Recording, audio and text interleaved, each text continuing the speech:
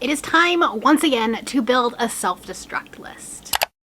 Hello everybody and welcome back to the channel. My name is Brie and this is 4 Paws in a Book. This is the third year that I am doing a These Books Will Self-Destruct in a 12 months video, and let's be honest, they never actually go well. Last year I had 12 books on my list. I finished one of them and then unhauled it. I started 3 other ones as part of a try a chapter tag and DNF'd them. And then the rest of them I already unhauled. So I don't have anything to talk to you about last year because they've already gone. I am ruthless with my unhauls, okay? I unhaul books all the time. Honestly, these videos end up being kind of anticlimactic. However, I have an idea for next year, and I'm hoping that these next 12 months will be more exciting. And then at the end of 2025, I can come back to you and say that I read more than a couple of them. That's the plan. But I do have 12 new books to talk to you about, and these books will self-destruct in December of 2025 if I don't read them. I have them broken up into genre. I have romance, I have sci-fi, I have fantasy, and I have sci-fi, and I have horror. These are the genres where I'm not necessarily gravitating towards. I feel like right now I am definitely in my romantasy era, and so for that reason I'm definitely like gravitating towards them, and I don't need the motivation to pick one of them up. So I didn't put any actual fantasy books on this list. Obviously, at my core, I am a mood reader. I feel like I'm an organized mood reader because I do have to read things for content, and so that tends to drive my reading. However, my goals change a lot throughout the year, and I may not be in my romantasy era 6 months down the road. I don't know. I really hope I am because I still have a lot of books that I want to read. But that being said, I didn't need any help, any motivation picking up romantasy books, which is why I have the rest of these genres on this list. Let's start with my romance. I actually only have one on here. I was pretty ruthless in my last unhaul, which I will link up above if you want to watch it, where I unhauled a lot of romance in that. But I do have one that I feel like I keep skipping over. And so that's going to be Business or Pleasure by Rachel Lynn Solomon. This is a contemporary romance. A ghostwriter and a struggling actor help each other on the page and in the bedroom in this steamy romantic comedy. I've only read one other thing from Rachel Lynn Solomon and I didn't really love it. I didn't necessarily love the writing style, but I've heard some really good things about this one. So I'm just like, I'm hesitant to pick it up. So this is going to force me to do that. Then we have like a thriller, a mystery. First up we have Alias Emma by Ava Glass. This is a book that I actually picked up for Amazing Readathon 2023.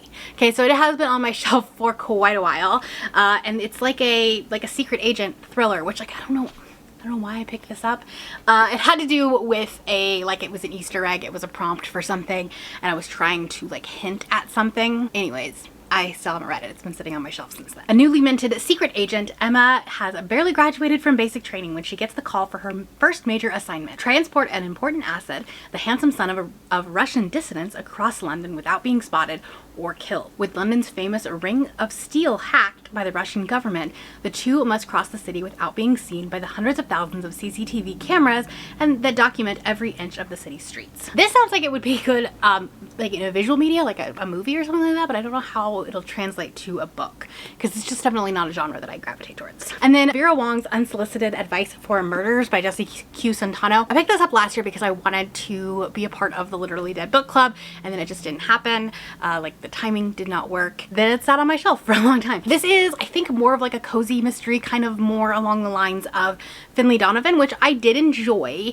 but again, just not something that I necessarily gravitate towards. A lonely shopkeeper takes it upon herself to solve a murder in the most peculiar way. All right, well, you know, this could be fun, but I don't know. Like I said, I keep skipping over it. Okay, let's move on to a fantasy. I do have a couple of them. I have 2 of her books left. I'm only putting one on this list. The other one might end up on next year's list, who knows. One for My Enemy by Olly Blake. I DNF'd the Atlas Complex series, whatever that one's called. I read the Atlas 6, I gave it like 3.5 stars, and then I started reading the second one. I don't know what they're called anymore, the Atlas Complex, Atlas Paradox, whatever the second one is, and I DNF'd it. I don't think her writing is quite for me, and then I've just heard really mixed things about this. It's a Romeo and Juliet retelling, which like could work, but may not, I don't know. Because of that, I've not wanted to put this on a list. I haven't wanted to put this on a TBR. It's a gorgeous cover, like it's pretty, but I don't know if her writing is for me, so we're going to find out this year. Then we have City of Stairs by Robert Jackson Bennett. This is a funny story. This I got in a Penguin bookish box several years ago. I want to say it was like right around COVID time. They were doing these like fun influencer boxes, but I really think they were just trying to get rid of like some stock in their warehouse, because you got an ARC and then also a already published book, but you didn't get to choose what you got. It was just kind of like, here you go, here's your box. And this was in here. I had never heard of it before, but it's a political fantasy and it's got like gods and like this religion aspect to it, which seems like it should be a buzzword for me. And I remember Cassidy reading this a couple of years ago and really enjoying it. This has been on unhaul piles, but then like someone will talk about it and they really enjoyed it. So then I'm like, oh, I'm gonna keep it. I don't pick it up. I'm also like not really in my epic fantasy era right now. This is the city of Bulakov once wielded the powers of the gods to conquer the world, enslaving and brutalizing millions until its divine protectors were killed. Now Bulakov's history has been censored and erased, its citizens subjugated, but the surreal landscape of the city itself, forever altered by the thousands of miracles its guardians once worked upon it, stands as a haunting reminder of its former supremacy. It sounds like it could be fantastic, but this is gonna force me to read this. The amount of times that I have hit deliver later on my Libby hold for this book was the sole reason that this is going on here. That is The Midnight Kingdom by Teresa. This is the second book in the series. I think there's actually 3 out now. I'm not sure. I didn't buy the second one or the third one, but the first one was City of Dusk and I gave it 3 stars. I think I could potentially like it more upon reread because I think that there were a lot of aspects that were really cool about it, but I was not reading a lot of fantasy at the time. And this was a long time ago that I read this book, 2021, 2022, something like that. And I think it had a lot of interesting elements to it. I just got very lost. I was very confused. This is the second book in the series, but I do think that I will probably have to do a reread of the first one. If I don't read this by next December, they're both going away because they kind of take a lot of space up. But I've hit deliver later on this Libby hold so many times. So many times. This is another political fantasy. 4 realms, 4 heirs, 1 war. These characters are like from different realms. They kind of have godlike powers. I remember being a little bit confused by like how everything worked, but again, I don't know if that was me or if it was the book. So we're gonna need to try again. Let's move on to sci-fi. I have Severance by Ling Ma. This is kind of like a literary sci-fi, which kind of scares me a little bit. It's a little bit dystopian in like it's a near future type of thing. The tagline says, is it the end of the world or is it just another day at the office? Our main character is a New Yorker, first generation American, a recent orphan, millennial worker bee. She does the things normal everyday life, but then there is a pandemic. This is why it's sat on my shelf for so long, because it is kind of a pandemic book. She barely notices when the Shannon fever sweeps over New York. Families flee, companies cease operations, the subways squeak to a halt. Persuaded by a big payout by one-person skeleton crew at the office, she spends her free time photographing the abandoned city as an anonymous blogger. Anyways, this definitely sounds like it's going to be more literary, but I have actually really enjoyed some of those like cynical looks at, you know, corporate life, corporate America. Ripe is a very good example of that I really enjoyed. Maybe it'll be something like that. But the cover is so ugly, which is like another reason why I have not wanted to pick it up. Then we have The Memory Librarian and Other Stories of Dirty Computers by Janelle Monáe. This is a novella and then some short stories that follow it, and like they're sci-fi dystopian futuristic type stories. This is not a very long book at all. It's definitely one that I could read during like a readathon or something like that, but it has sat on my shelf for several years at this point. And I haven't picked it up. Cover is stunning. And yeah, I definitely do not gravitate towards sci-fi very often, and I also don't really gravitate towards short stories outside of like horror. I like horror short stories, but that's about it. That's why I've just skipped over this book. This will motivate me. It'll force me to read it. There is absolutely no excuse as to why this book is still on my TBR. Okay? It should not be a number on my physical TBR number. It's a graphic novel. These books are so simple to read during 48-hour readathons, stuff like that. But I have Odessa by Jonathan Hill. This is another dystopian sci-fi end of the world. I can't tell you why I haven't read this book. I've had it for several years.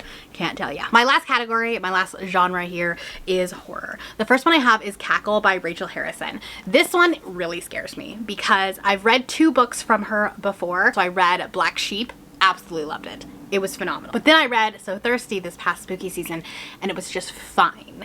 And I'm worried that Black Sheep was a one-off. And so this is the last one that I have on my shelf from her. I know she has such sharp teeth too, but I have not read that one yet. So this is the last one I own of hers, and so this will be the tipping point Do I still want to read from her? Do I want to pick up future books? I have heard really mixed things about this. I've had friends give this book 5 stars and I've had friends give this 2 stars. So I honestly have no idea where I will end up. The next book is Leech by Ennis.